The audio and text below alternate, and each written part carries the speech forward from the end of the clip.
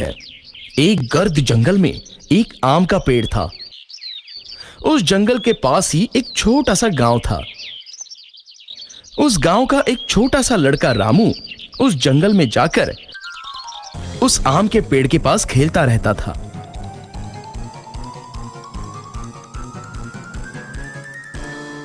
वो उस पेड़ पर चढ़ता, आम खाता और बाद में आराम से उस पेड़ के नीचे एक नींद की झपकी लेता।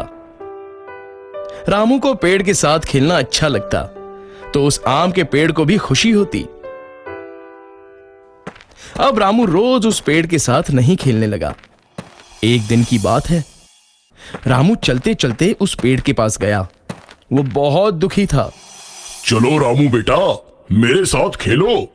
आम के पेड़ ने कहा, मैं अब बच्चा नहीं रहा जो तुम्हारे साथ खेलूं। अब मैं पेड़ के साथ नहीं खेलता।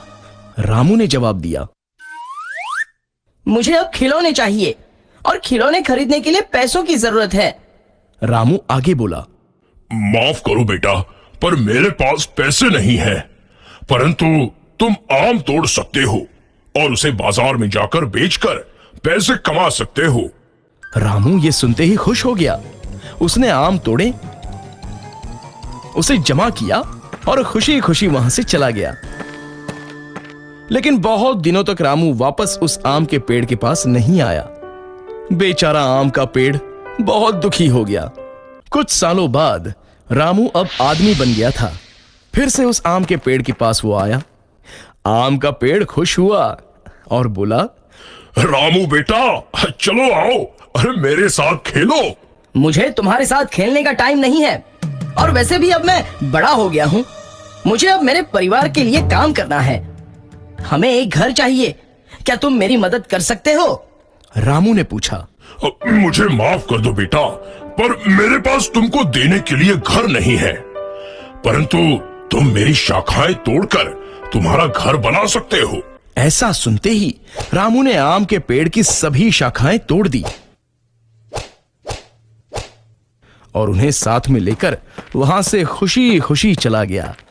शाखाएं टूटने के बावजूद आम का पेड़ खुश था, परंतु रामू उसके बाद नहीं आया और पेड़ बेचारा बहुत दुखी हुआ।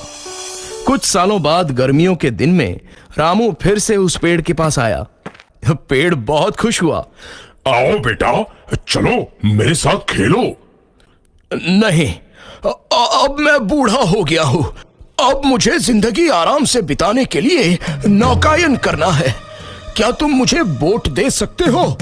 रामू ने पूछा।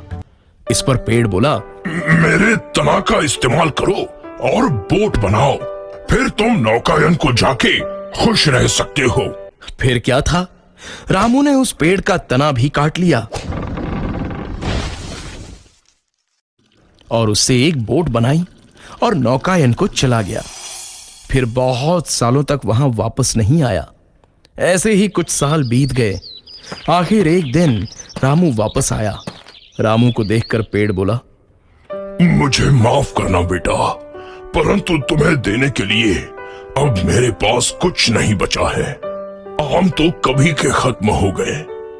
रामू बोला, कोई बात नहीं, अब मेरे दांत भी तो नहीं है आम खाने के लिए। पेड़ बोला, तुम्हें खेलने के लिए अब शाखाएं भी नहीं है। पर अब मैं भी बहुत बूढ़ा हो गया हूं शाखाओं पर चढ़ने के लिए। रामू ने जवाब दिया।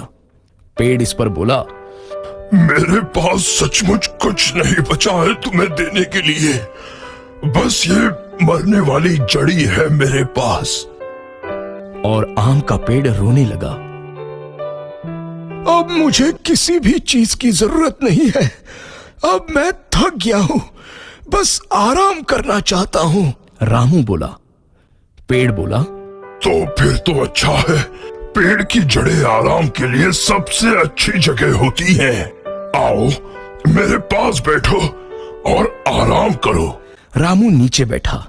आम का पेड़ खुश हुआ और वो रोने लगा।